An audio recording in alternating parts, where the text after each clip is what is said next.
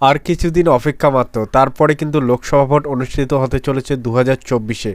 এই 2024-এর লোকসভা ভোটে টিএমসি পার্টির তরফ থেকে কোন কোন আসনে কোন কোন প্রার্থী দাঁড়াচ্ছে তার যে লিস্ট সেটা কিন্তু জারি করে দেওয়া হয়েছে।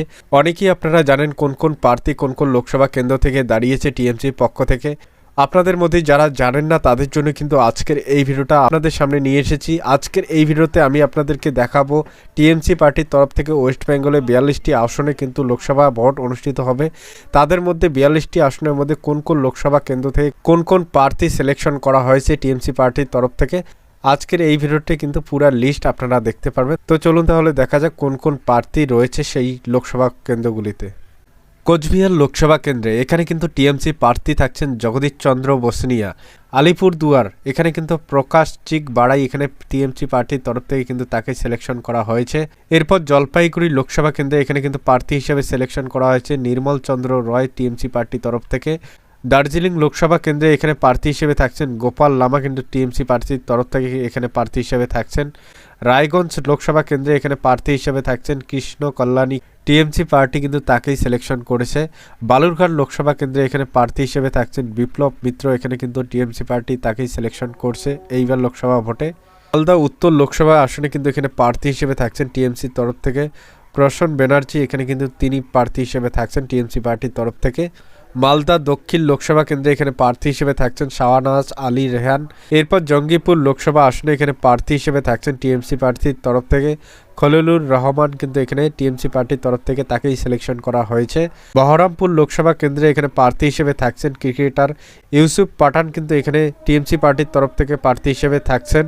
মুর্শিদাবাদ লোকসভা আসনে এখানে প্রার্থী হিসেবে থাকছেন আবু তাহের খান এখানে কিন্তু টিএমসি পার্টির তরফ থেকে তাকেই সিলেকশন করা হয়েছে। কৃষ্ণনগর লোকসভা আসনে এখানে প্রার্থী হিসেবে থাকছেন টিএমসি পার্টির তরফ থেকে মহুয়া মিত্র এখানে কিন্তু তাকেই টিএমসি পার্টি সিলেকশন করেছে। রানাঘাট লোকসভা আসনে এখানে প্রার্থী হিসেবে থাকছেন মুকুটমণি অধিকারী এখানে কিন্তু তাকেই সিলেকশন করা হয়েছে টিএমসি পার্টির তরফ থেকে। বনগাঁ লোকসভা কেন্দ্রে এখানে প্রার্থী হিসেবে থাকছেন বিশ্বজিৎ দাস তাকে কিন্তু টিএমসি পার্টির তরফ থেকে সিলেকশন করা হয়েছে। ব্যারাকপুর লোকসভা কেন্দ্রে এখানে টিএমসি প্রার্থী হিসেবে থাকছেন পার্থ ভৌমিক কিন্তু তাকেই সিলেকশন করেছে টিএমসি প্রার্থী। দমদম লোকসভা কেন্দ্রে এখানে প্রার্থী হিসেবে থাকছেন টিএমসি পার্টির তরফ থেকে সৌগত রয় কিন্তু তাকেই সিলেকশন করেছে টিএমসি পার্টি। বারাসত লোকসভা কেন্দ্রে এখানে প্রার্থী হিসেবে থাকছেন কাকলি ঘোষ দস্তিদা কিন্তু তাকেই সিলেকশন করেছে টিএমসি পার্টি। বসিরহাট লোকসভা কেন্দ্রে এখানে প্রার্থী হিসেবে থাকছেন নুরুল ইসলাম টিএমসি পার্টির তরফ থেকে তাকেই কিন্তু সিলেকশন করা হয়েছে। জয়নগর লোকসভা কেন্দ্র থেকে টিএমসি প্রার্থী থাকছেন প্রতিমা মণ্ডল এখানে কিন্তু তাকেই সিলেকশন করা হয়েছে টিএমসি পার্টির তরফ থেকে। মথুরাপুর লোকসভা কেন্দ্রে টিএমসি প্রার্থী রয়েছেন বাপি হালদার তাকে কিন্তু টিএমসি পার্টি সিলেকশন করেছে। এরপর ডায়মন্ড হারবার লোকসভা কেন্দ্রে এখানে প্রার্থী হিসেবে থাকছেন কিন্তু অভিষেক ব্যানার্জি তাকে কিন্তু প্রার্থী সিলেকশন করা হয়েছে। যাদবপুর লোকসভা কেন্দ্রে এখানে প্রার্থী হিসেবে থাকছেন সায়নী ঘোষ অভিনেত্রী সায়নী ঘোষ তাকে কিন্তু এখানে টিএমসি পার্টি টিকিট দিয়েছে। কলকাতা উত্তর লোকসভা আসনে কিন্তু এখানে টিএমসি পার্টির তরফ থেকে আলা রয় তাকে কিন্তু টিএমসি পার্টি তাকে কিন্তু ক্যান্ডিডেট হিসেবে সিলেকশন করেছে। কলকাতার দক্ষিণ লোকসভা আসনে কিন্তু এখানে প্রার্থী হিসেবে থাকছেন টিএমসি পার্টির তরফ থেকে সুদীপ বন্দ্যোপাধ্যায় কিন্তু তাকে টিএমসি পার্টি সিলেকশন করেছে। এরপর হাওড়া লোকসভা কেন্দ্রে এখানে প্রার্থী হিসেবে থাকছেন টিএমসি পার্টির তরফ থেকে প্রসন্ন ব্যানার্জি কিন্তু তাকেই কিন্তু এখানে টিএমসি পার্টি সিলেকশন করেছে।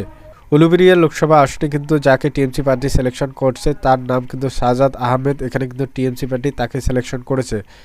শ্রীরামপুর লোকসভা আসনে এখানে টিএমসি প্রার্থী আছেন কল্যাণ ব্যানার্জি কিন্তু তাকেই সিলেকশন করেছে টিএমসি পার্টি। হুগলি লোকসভা কেন্দ্রে এখানে যাকে সিলেকশন করেছে টিএমসি পার্টি তার নাম হলো কিন্তু রচনা ব্যানার্জি অভিনেত্রী রচনা ব্যানার্জিকে টিএমসি পার্টি কিন্তু এবার সিট দিয়েছে। আরামবাগ লোকসভা কেন্দ্রে এখানে টিএমসি প্রার্থী থাকছেন মিতালি বাগ এখানে কিন্তু তাকেই সিলেকশন করা হয়েছে টিএমসি পার্টির তরফ থেকে। তমলুক লোকসভা কেন্দ্রে এখানে টিএমসি পার্টি যাকে সিলেকশন করেছে দেবাংশু ভট্টাচার্য কিন্তু তাকে এখানে টিএমসি পার্টি এবারে সিট দিয়েছে। কাথি লোকসভা কেন্দ্রে এখানে প্রার্থী হিসেবে থাকছেন টিএমসির পক্ষ থেকে উত্তম বড়াই টিএমসি প্রার্থী সিলেকশন করা হয়েছে।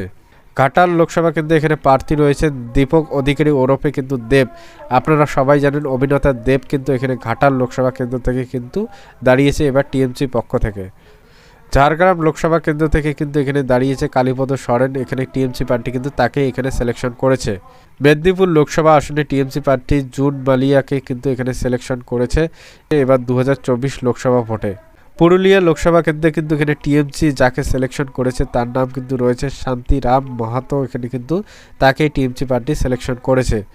বর্ধমান ওয়েস্টে কিন্তু অরূপ চক্রবর্তী এখানে প্রার্থী হিসেবে তাকে সিলেকশন করেছে টিএমসি পার্টি। বর্ধমান ইস্টে কিন্তু ডক্টর শর্মিলা সরকার এখানে টিএমসি পার্টি থেকে সিলেকশন করা হয়েছে তাকে। দুর্গাপুর বর্ধমান লোকসভা কেন্দ্রে কিন্তু কীর্তি আজাদকে সিলেকশন করেছে টিএমসি পার্টির তরফ থেকে। আসানসোল লোকসভা কেন্দ্রে কিন্তু টিএমসি পার্টির তরফ থেকে শত্রুঘ্ন সিনহা এখানে কিন্তু প্রার্থী হিসেবে থাকছেন, অভিনেতা শত্রুঘ্ন সিনহা। বোলপুর লোকসভা কেন্দ্র থেকে কিন্তু টিএমসি প্রার্থী রয়েছে অসিত মাল, এখানে কিন্তু সিলেকশন করা হয়েছে তাকেই। বীরভূম লোকসভা কেন্দ্রে কিন্তু টিএমসি পার্টি সিলেকশন করেছে শতাব্দী রয়, অভিনেত্রী শতাব্দী রয়কে কিন্তু এবার সিট দেওয়ার জন্য টিএমসি প্রার্থী কিন্তু মন্তব্য করেছে বা তাকেই কিন্তু এবার সিট দেওয়া হয়েছে টিএমসি পার্টির তরফ থেকে।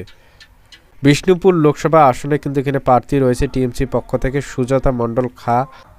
এই কিন্তু 2024-এ টিএমসির পক্ষ থেকে 42টি আসনের মধ্যে এই সব নাম কিন্তু এখানে সিলেকশন করা হয়েছে। এরাই কিন্তু এবার 2024-এর লোকসভা ভোটে কিন্তু তারাই কিন্তু প্রার্থী রয়েছে এই লোকসভা আসনগুলিতে।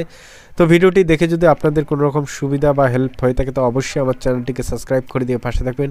ভিডিওটিকে অবশ্যই ফ্যামিলি এবং ফ্রেন্ডদের মাঝখানে শেয়ার করবেন, তাদের কাছেও যেন এই জানকারিটি পৌঁছায়। ভিডিওটি দেখার জন্য অসংখ্য ধন্যবাদ সবাইকে। জয় হিন্দ, জয় ভারত।